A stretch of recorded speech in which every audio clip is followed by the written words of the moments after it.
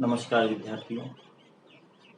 पिछले लेक्चर में हम बात कर रहे थे कि रोमन साम्राज्य को जो परवर्ती पुरा काल था उसके अंतर्गत चौथी शताब्दी के अंतर्गत जब साम्राज्य में चांदी की कमी आ गई थी तो सॉलिडस नामक एक नया सोने का सिक्का चलाया गया था सम्राट कॉन्स्टेंटाइन द्वारा।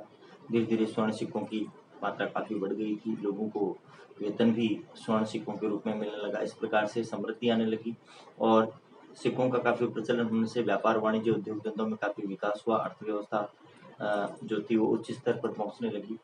तो यहाँ पर और धन का निवेश जमीनों आदि में किया जाने लगा, उद्योगों में किया जाने लगा। इन सब के कारण से यहाँ पर शहरी और ग्रामीण क्षेत्रों में समृद्धि आना प्रारंभ हो गई थी।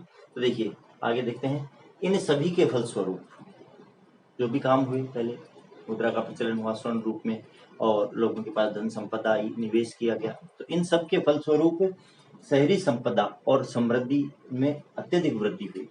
शहरों के अंतर्गत लोगों के पास काफ़ी संपत्ति होने लग गई, समृद्धि आई और इसके साथ साथ जिससे स्थापत्य कला के नए नए रूप विकसित हुए। स्थापत्य कला के नए नए रूपों से तात्पर्य है कि नए नए प्रकार के भवनों का निर्माण होने लगा, अलग अलग प्रकार की कलाओं से भवनों का निर्माण किया जाने लगा। जब व्यक्ति के पास पैसा आता है तो वो नवीन, जैसे हमारे यहाँ देखते हैं कि लोगों के पास जब पैसा होता है तो वो अच्छी प्रकार का डिजाइनिंग का भवन बनवाता है और अच्छी स्थापत्य कला के अंतर्गत उसमें कई प्रकार की कलाओं का समावेश किया जाता है। तो इस प्रकार से स्थापत्य कला के नए नए आयामों का, नए नए रूपों का विकास हुआ और कुलीन वर्ग पहले से कहीं अधिक धन संपन्न एवं शक्तिशाली बन गया। जो लोग पहले से ही पैसे वाले थे उनके पास और अधिक पैसा आया। तो कुलीन तो थे ही पहले से ही, धनवान तो थे ही, और अधिक पैसा आने से पहले से भी कहीं अधिक और धनवान और शक्तिशाली वो लोग बने।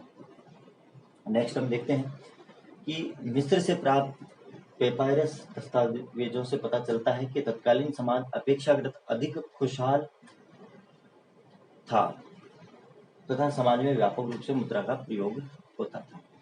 मिस्र से प्राप्त पेपायरस दस्तावेज से तात्पर्य है कि मिस्र के अंतर्गत पेपायरस पेड़ के पत्तों पर लिखा जाता था और पेपायरस से ही पेपर शब्द बना है, ये बात हमने पहले भी चर्चा की थी।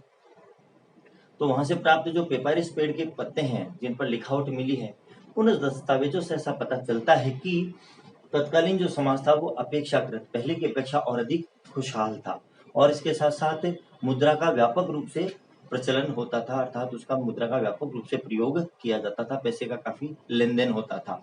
इसके साथ साथ ग्रामीण क्षेत्र भी इस समय संपन्न थे, ग्रामीण क्षेत्रों में भी संपन्नता आई और इसी सामाजिक पृष्ठभूमि के आधार पर इस अवधि में आगे चलकर अनेक सांस्कृतिक परिवर्तन हुए। ये जो समाज बना इस समय का, जो समृद्धशाली शक्तिशाली समाज बना, उस समाज के आधार पर ही आगे चल करके अनेक सांस्कृतिक परिवर्तन हमको रोमन साम्राज्य में देखने को मिलते हैं। जैसे देखते हैं, देखिए यूनान और रोम वासियों, यूनान जो वर्तमान का ग्रीस है, जिसे प्राचीन काल में यूनान कहा जाता था, रोमन साम्राज्य के अधीन ही आता था, भूमध्य सागर के तट पर स्थित। तो यूनान और रोम वासियों की पारंपरिक जो धार्मिक संस्कृति थी वो कैसी थी? बहुदेववादी थी। बहुदेववादी से तात्पर्य है कि बहुत से देवी देवताओं की उपासना की जाती थी, जैसे हमारे यहाँ की जाती है, अलग अलग देवी देवताओं की उपासना की जाती है और बहुत सारे देवी देवता हैं हिंदू धर्म में। तो ये बहुदेववाद कहलाता है, जहाँ पर बहुत सारे देवी देवताओं की उपासना की जाती है एक समाज के अंतर्गत, वो वहाँ बहुदेववाद होता है। तो यहाँ भी रोमवासी और यूनानवासी इसलिए क्योंकि प्राचीन काल से यूनान संस्कृति भी काफी विकसित रही थी। तो यूनानवासी और रोमवासी अर्थात रोम साम्राज्य के अंतर्गत बहुदेववाद प्रचलित था। यह लोग अनेक पंथों और उपासना पद्धतियों में विश्वास करते थे।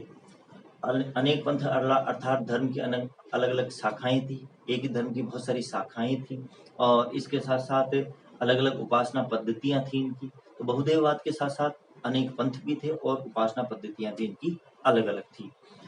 नेक्स्ट हम बात करते हैं कि इनके जो देवी देवता थे उनमें जैसे जुपिटर, जूनो, मिनर्वा और मार्स जैसे अनेक देवी देवताओं की यहाँ पर उपासना की जाती थी।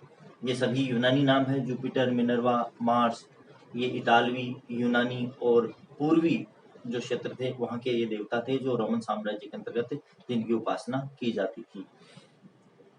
इन देवी देवताओं के लिए हजारों मंदिर, मठ और देवालय बनाए गए थे। अब देवताओं को निवास करने के लिए उनके निवास स्थान के रूप में मंदिरों का, मठों का और देवालयों का काफी संख्या में निर्माण करवाया गया था।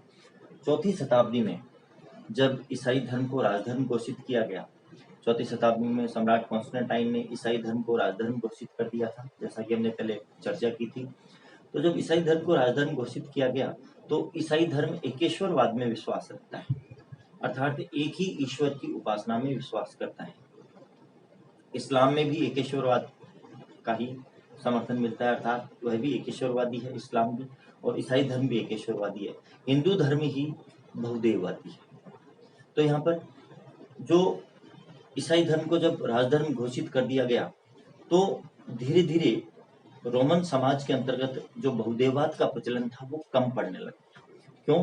क्योंकि ईसाई धर्म को जो मानने वाले लोग थे वो लोग बहुदेववाद की निंदा करते थे, उसका विरोध करते थे, क्योंकि वो स्वयं एकेश्वरवादी थे। इसलिए जब चौथी शताब्दी के बाद ईसाई धर्म को राजधर्म घोषित कर दिया गया तो धीरे धीरे बहुदेववाद में रोमन साम्राज्य के अंतर्गत कमी आने लगी। बहुत सारे जो पंथों धर्मों को मानने वाले लोग थे वो ईसाई बनने लगे और उनका एकेश्वरवाद में विश्वास होने लग गया। तो धीरे धीरे ये बहुदेववाद कम होने लग गया। और इसके साथ साथ जो ईसाई धर्म के पादरी आदि थे वह भी धार्मिक विभिन्न प्रकार के जो धार्मिक रीति रिवाज इन सब की कड़ी निंदा करते थे और बहुदेववाद की निंदा करते थे और एकेश्वरवाद में विश्वास का पाठ पढ़ाते थे। इस प्रकार से धीरे धीरे साम्राज्य में बहुदेववाद में कमी आने लग गई। तो साम्राज्य के में बहुदेववाद की कमी का आरंभ हुआ और ईसाई धर्म को मानने वाले बहुदेववाद की निंदा करते थे। आज के लिए इतना ही।